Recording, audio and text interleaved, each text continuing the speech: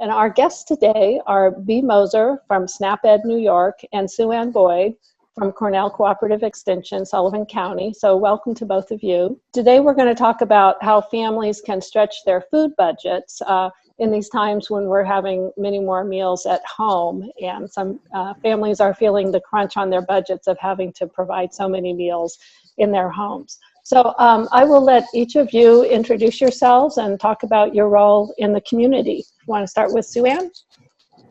Yes, hi. I'm SueAnn Boyd from Cornell Cooperative Extension in Sullivan County, and I work under a grant called Creating Healthy Schools and Communities. And I am tasked with working with the school districts, Liberty, Monticello, Fallsburg, and Sullivan BOCES, to incorporate physical activity, nutrition, and policy. Most of the work that I do is I work on school policy, whether it's wellness policy or healthy meeting guidelines for the staff of the schools. So that's what I do. Great. Well, we're happy to have you with us. And B? Hello, my name is B. Moser. I also work at Cornell Extension here in Sullivan County. I'm a SNAP-Ed nutritionist, and I go out into the communities and teach healthy eating, nutrition, everything that has to do with being healthy. Our 3 core messages are eat more fruits and vegetables, drink more water, and this doesn't have to do with nutrition now, our 3rd message, but it has to do with overall health. It has to do with add more physical activity, move more, be more active. Great. So I wanted to ask you, what are some of the unique challenges that parents are facing during this time when schools are closed, but school is going on at homes and families are really sheltering in place and having to provide so many meals? What are some of the challenges that you're seeing families are going through? We see from the SNAP-Ed side, we see more and more people applying for SNAP benefits, some of them for the first time. So we have more families that don't know how to pay their bills, don't know where the next meal is coming from. So do you have some suggestions and ways that families can do just that, can help stretch their food budgets to provide nutritious meals and make sure that everybody gets fed appropriately? First of all, the first thing you have to do to save money is make a list. So the most work you do at home. Before you go to the store. Yeah. Yes, before you go to the store, you make a list and you stick to it. Try to find, also at home, still at home, try to find the best prices. So look for sales, look for coupons. You can do all of that online nowadays. Then also it's important to compare prices. And many people don't know that if you look at the price tag, the price tag has 2 numbers on it, usually also 2 colors. And people always go for the big number, but you have to look at the smaller number, which is the unit price. And the unit price, you can compare different brands and different sizes of products. What else? You can buy in bulk. If you buy in bulk, only buy in bulk or only use your coupons if this is something you usually eat, right? It doesn't make sense to buy something you don't eat at home. Buy fruits and vegetables in season. When they are in season, they are usually cheaper and they have the highest nutrient value. Then if you go for canned products, for example, canned beans, and beans are vegetables and protein, so I always call them my superheroes because they cover 2 food groups. So try to, if you go for canned beans, try to look for low sodium or no sodium added.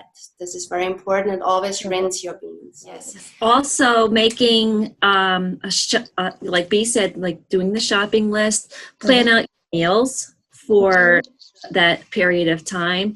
Like try to come up with recipes, find recipes that will stretch over a couple of days, like casseroles and stews that could be used for more than 1 meal.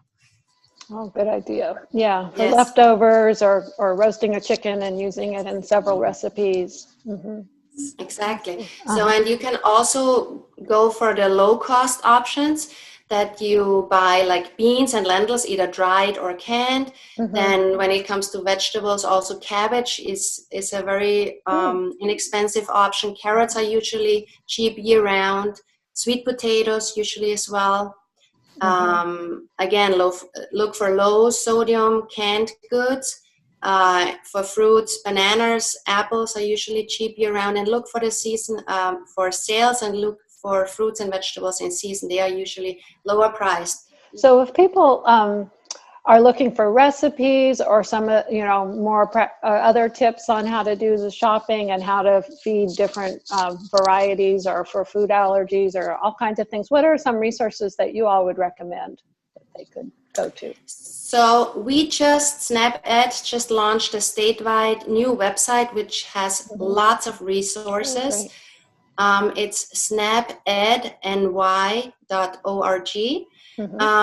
You can find recipes there. You can even print out the shopping list for those recipes. And we were talking about shopping lists today a lot. So it's very important to have those handy. And also at our website for ccesullivan.org, we have recipes. If you go on the Nutrition and Healthy Families site on our website and click on the recipes, there's all different recipes that are SNAP-Ed eligible. They're from homemakers around the community, and there's many different resources. You could even call us for a recipe if you have a fruit or a vegetable or meat that you just don't know what to do with. We can come up with a really great recipe for you. I want to mention, if anyone has more questions about healthy nutrition, about food safety, about eating healthy, about fitness, you can join us every Friday in May. We are having an office hour. Go to either the CCE Sullivan Facebook website or our CCE Sullivan website, and you can sign up for that. It's completely free. You just jump on our call. It's an office hour, and you can ask your question, and we are here. SueAnn and I will be there to answer them.